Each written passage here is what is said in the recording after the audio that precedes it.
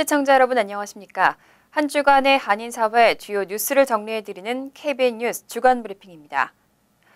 65세 이상 시니어들의 메디케어 플랜 변경 시기인 오픈 가입 기간이 15일부터 시작됐습니다.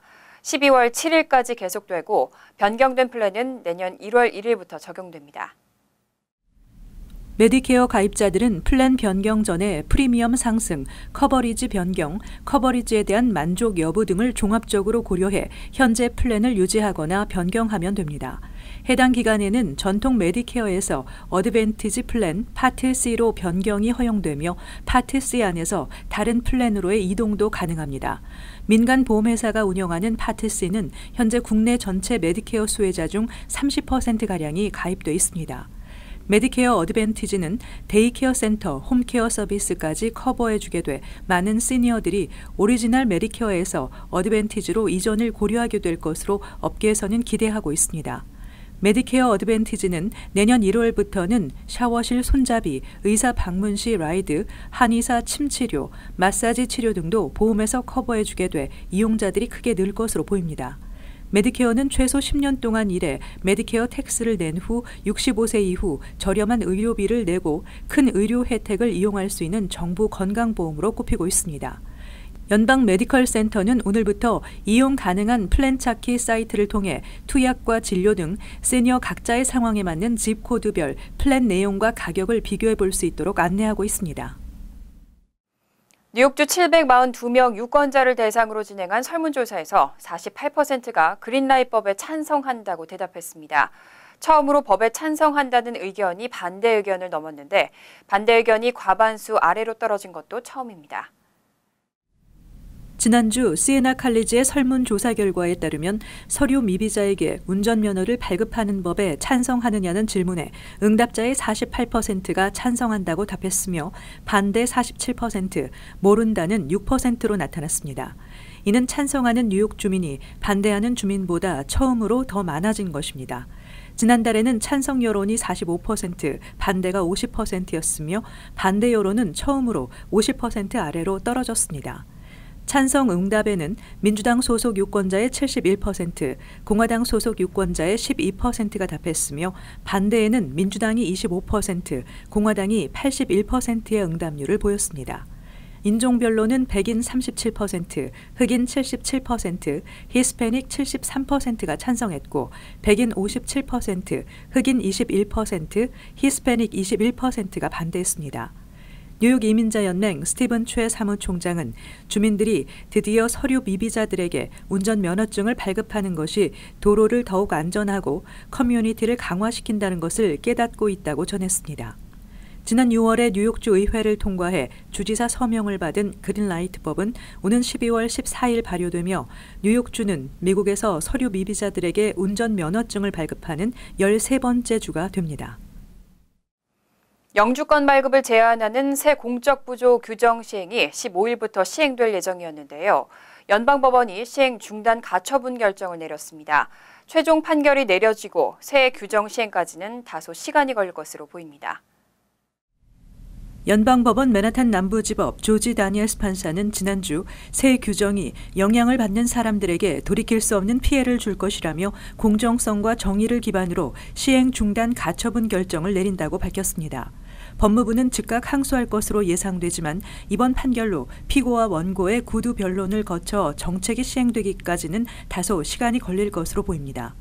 빌 드블라지오 뉴욕시장은 뉴욕시는 이민자 가족들을 위해 끝까지 맞서 싸울 것이며 새 규정은 도널드 트럼프 행정부의 반이민 정책을 명백히 보여준다고 비난했습니다.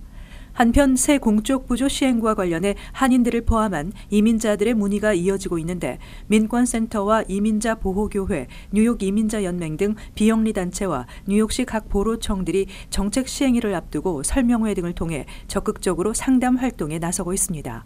민권센터는 설명회를 통해 개인의 상황에 따라 달라질 수 있으니 전문가와 상의해야 한다고 밝히며 월요일부터 금요일 오전 9시부터 오후 6시 민권센터에서 변호사 상담이 무료로 제공된다고 전했습니다.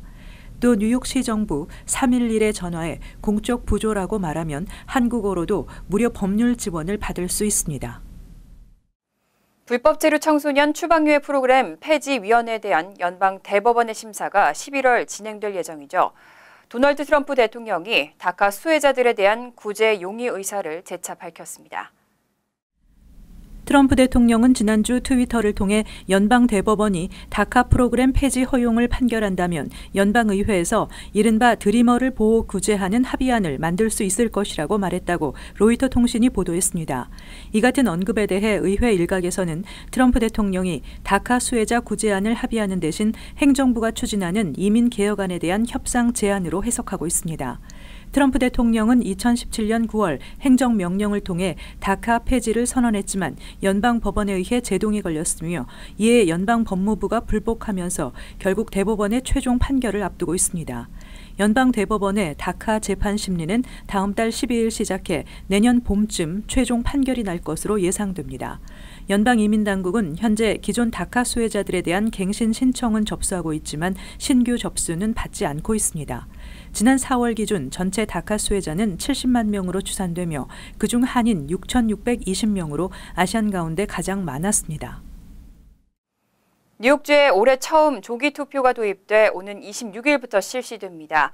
그런데 투표소 가운데 공립학교가 다수 포함되면서 일부 학부모들은 학생들의 안전 문제를 제기하고 있습니다. 뉴욕시 선거관리위원회는 11월 5일 본선거에 앞서 10월 26일부터 11월 3일 동안 투표소 61군데에서 조기 투표를 실시할 예정인 가운데 이번 조기 투표소 중 공립학교 33곳이 포함되면서 해당 학교 학부모들이 학생들의 안전 문제를 우려하고 있습니다. 한 학부모는 공항과 공공시설 등에서 반드시 보안 검색대를 통과해야만 출입이 가능한데 학생들의 안전은 생각하지 않은 채 낯선 사람들이 드나들 수 있도록 한 이번 조치에 매우 실망스럽다고 불만을 토로했습니다. 또 다른 학부모는 학교가 아니더라도 다른 곳에 조기 투표소를 설치할 수 있는데도 학교에 투표소를 설치하는 이유에 대해 이해할 수 없다고 밝혔습니다. 앞서 선관위는 투표소는 위치와 수용 인원을 고려해 선정하게 됐다며 내년 본선거에는 더 많은 학교를 투표소에 활용할 계획이라고 밝힌 바 있습니다. 연방국세청이 납세자의 편의성을 위한 새로운 프로그램 디렉트 데빗 페이먼트를 시행합니다. 민간 컬렉션 에이전시를 통해서 밀린 세금을 일시 또는 분할 납부할 수 있는 옵션입니다. 디렉트 데빗 페이먼트 프로그램은 연체 납세자들이 연방 재무부가 승인한 민간 컬렉션 에이전시의 서면으로 허가를 주게 되고 이 기관을 통해 밀린 세금을 한 번에 모두 납부하거나 분할 납부할 수 있는 옵션입니다.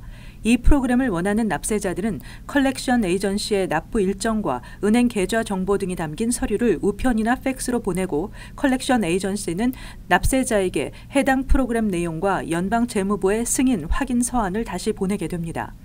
컬렉션 에이전시는 납세자의 서명된 승인을 받으면 재무부에 제출된 지불 일정에 따라 체크를 만들어 24시간 이내에 연방국세청으로 보냅니다. 이 프로그램은 영업일 기준으로 바로 납부 기일 전날 변경 또는 취소할 수 있습니다. 납세자들은 디렉트 데빗 페이먼트 외에도 여전히 웹사이트에서 이용할 수 있는 전자 지불 옵션을 사용할 수 있습니다. 외국에서 태어나 이중 국적을 보유하다가 대한민국 국적을 포기한 국적 이탈자가 지난해 7,000명에 가까운 것으로 집계됐습니다. 2017년 1,905명과 비교하면 4배 가까이 늘었습니다. 더불어민주당 금태섭 의원이 법무부로부터 제출받은 자료에 따르면 지난해 국적 이탈자는 6,986명으로 2017년 1,905명에 비해 3.7배가 증가했습니다. 금 의원실은 연간 1,000여 명 선을 유지하던 국적 이탈자 수가 급격히 증가한 이유로 병역 미필자에 대한 재외동포 자격 제한 관련 법안 때문이라고 분석했습니다. 법무부는 지난해 5월 1일부터 한국에서 병역을 이행하지 않고 외국 국적을 취득한 사람들에 대한 재외동포 체류 자격을 만 40세로 제한하는 법안을 일제히 시행하고 있습니다. 법안 적용 이전인 2016년의 경우 국적 이탈자 수는 총 1,147명이었지만 2017년 1,905명에서 지난해 6,986명으로 급격히 늘어난 것입니다. 국가별 국적 이탈자 현황은 미국이 5,128명으로 전체의 73.4%를 차지해 가장 많았으며 캐나다 749명, 일본 609명, 호주 219명 순이었습니다. 한편 2018년 국적 상실자 수는 총 26,608명으로 미국 내 국적 상실자 수가 전체의 절반이 넘는 13,754명으로 가장 많았으며 일본, 캐나다, 호주 순이었습니다. 지난 7월부터 한국에 6개월 이상 머무는 외국 국적자와 재외국민에 대한 건강보험 의무 가입 제도가 시행됐는데요.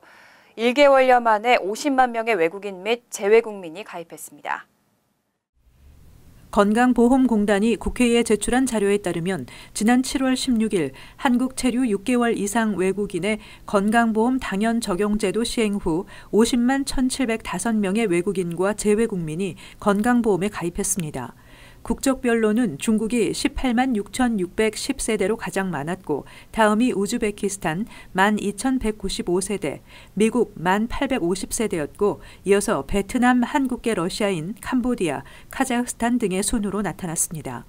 그러나 외국인 가입자 중에서 건강보험료를 정상 납부한 세대는 71.5%였습니다. 뉴질랜드 외국인 세대의 건강보험 징수율이 80.7%로 가장 높았고 중국, 캐나다, 미국 등의 순이었으며 징수율이 가장 낮은 외국인과 재외국민의 국적은 스리랑카 14.7%로 나타났습니다. 건강보험공단이 올해 1월부터 외국인 지역 가입자 세대의 보험료를 소득, 재산 등에 따라 책정하되 산정된 금액이 전년도 건강보험 전체 가입자 평균 보험료보다 적으면 평균 보험료 이상을 내도록 해 지역 가입자로 건강보험에 새로 의무 가입한 외국인은 매달 11만 원 이상을 내야 합니다. 직장 가입자로 가입할 수 없는 외국인 노동자의 경우 소득과 상관없이 월 11만 원 이상의 보험료를 내야 해 생활이 어려운 외국인에게는 큰 부담이 된다는 지적이 나오고 있습니다. 이 때문에 고액의 진료가 필요하면 건강보험에 가입해 적은 보험료만 내고 비싼 치료를 받은 뒤 출국하는 문제가 발생하기도 했습니다. 한국관세청이 지난 7월부터 목록 통관 실명 확인제를 시행하고 있습니다. 한국으로 소포를 보낼 때는 모든 물품에 수령인의 주민등록번호를 반드시 기재해야 하는데요. 아직 모르는 분들이 많아서 번거로운 사례가 적지 않다고 합니다. 주민등록번호를 모를 때는 개인 통관 고유번호를 반드시 기재해야 한다는 점 알아두시기 바랍니다. KBN 뉴스 주간 브리핑 여기서 마칩니다. 시청해주신 여러분 고맙습니다.